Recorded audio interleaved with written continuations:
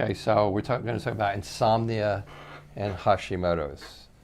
And I can't believe I haven't talked about this one yet because it's so huge.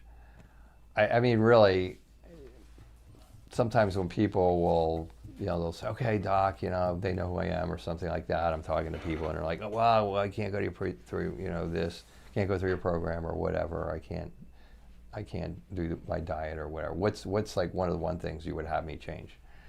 And really, sleep is like way, way, way on top of the list of things that I would have them change relative to their immune problem. I mean, if I put it right up there with gluten, and I'd put it right up there with certain supplements that are really, really, really can be really powerful in autoimmunity.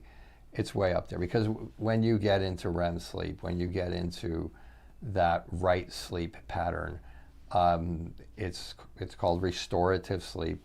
Basically, that's when healing accelerates. So whatever you're doing with your diet and whatever you're doing during the day,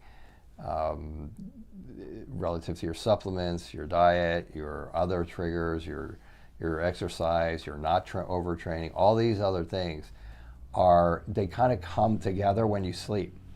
This is for me, for me, this is like top. I strive to always get my sleep, and I have to sleep more than 8 hours. For those of you who have seen this for the first time, I have Hashimoto's and a number of other autoimmune issues. So I have to sleep more than 8 hours, and sometimes it's a long time. So I make sure I get to bed early. I make sure I get through the night. I make sure that when I wake up, I'm feeling refreshed, and if I'm not, I'll stay there until I am. I'll know when it is. So there's not an exact number of hours for sleep for an autoimmune patient. Probably is relative to how severe you are suffering, how many tissues are being damaged. Sleep, so sleep is very restorative. It also is controlled by a part of your brain called the hippocampus. It's the same part of your brain that is relative to short-term memory loss. Same area, because short-term memory turns into long-term memory when you sleep. So the same part of the brain is involved in your sleep rhythm. Sleep rhythm is huge. Circadian rhythm is huge. So I've had several patients over the years who have inconsistent work schedules. So there's working normal daytime, and then they switch over to night shift, and then they switch over to daytime, and then they switch over to swing shift. I'm in Reno, Nevada, where we have several casinos, and casino workers will have that happen to them regularly. They start getting sick, they start getting injured, they can't think as well because it's screwing up their brain, and they're not getting the proper Rem sleep, and they're not getting the proper restorative sleep. So it makes them much more susceptible to getting sick. So the latest studies, and I always say latest because studies seem to change, but the latest studies that are being used in the field of brain rehabilitation are that the ideal Rem sleep is between 10 p.m. and 2 a.m. in the morning, give or take an hour there, 9 to 3, but the course seems to be 10 to 2. So the recommendation is definitely to get to bed by 10 o'clock, preferably 9:30 or 9 o'clock, and be asleep by 10 o'clock, and then sleep through that cycle. I just had a patient, I was just looking at his stuff yesterday, and one thing he failed to tell me, that I was trying to figure out why his assessment form, why his symptoms looked the way they looked after about 6 weeks, because he had so many things that were so much better, but there were these weird symptoms. I'm like, this doesn't make any sense why these are not getting better. Well, sometimes he doesn't go to bed until 5 in the morning, and sometimes he goes to bed at 1 in the morning, and sometimes he goes to bed at 3 in the morning, and sometimes he goes to bed at 9:30 at night. That doesn't work. You will never get better doing that, like never. You should use this gauge of because it takes, like, let's just say you were on a night shift, going to a day shift, and you're not feeling so good, it takes somewhere between 1 and 3 months to reset that circadian rhythm. That circadian rhythm is like, I go to bed at night. I'm supposed to go to bed like when the sun goes down and get up like when the sun comes up. That's the original circadian rhythm.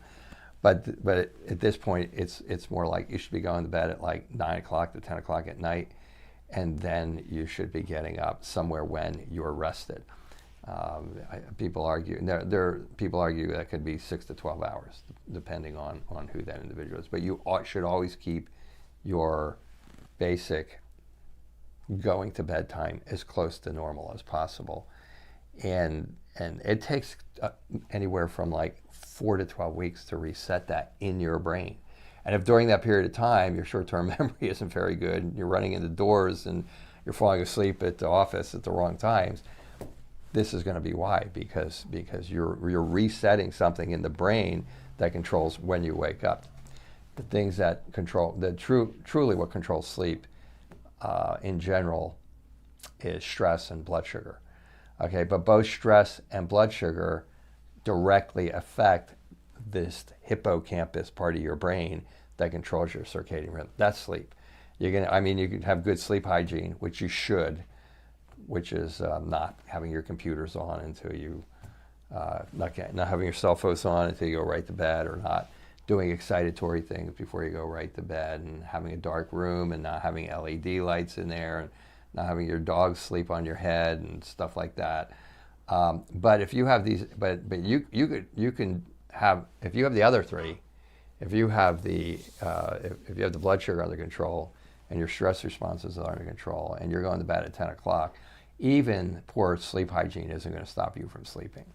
So sleep hygiene is so huge. And then when all of that happens, it creates inflammatory processes. When you get up, not only are you not healing, okay, but relative to Hashimoto's, you wake up, you can't go back to sleep, you're in kind of a little mini fight-flight response that causes inflammatory responses, and now that's stress. And now that will set off immune antibodies against your thyroid. A lot of you, when you wake up in the middle of the night and you can't get back to sleep, it's because you haven't managed your blood sugar properly during the day. It's dropped in the middle of the night. Your brain needs blood sugar. Your brain tells your adrenal glands, I need blood sugar, and your adrenal glands put you in fight-flight. And when you go into fight-flight, your body vomits out just tons of blood sugar from your liver, where it's stored for emergencies like fight-flight and for famine and things of that nature. And now you're in fight-flight, same thing. Now you're putting out stress hormone, the stress hormone is called cortisol. Now you're putting out stress hormones. That flares up inflammation, boom, attack to the thyroid. So insomnia is a big one. To me, sleep is like the number one lifestyle change that has to happen for a person to really get the types of results they want when they're trying to get treated for Hashimoto, or if you're not trying to get treated for Hashimoto's. It's like the number one lifestyle change that you need to make.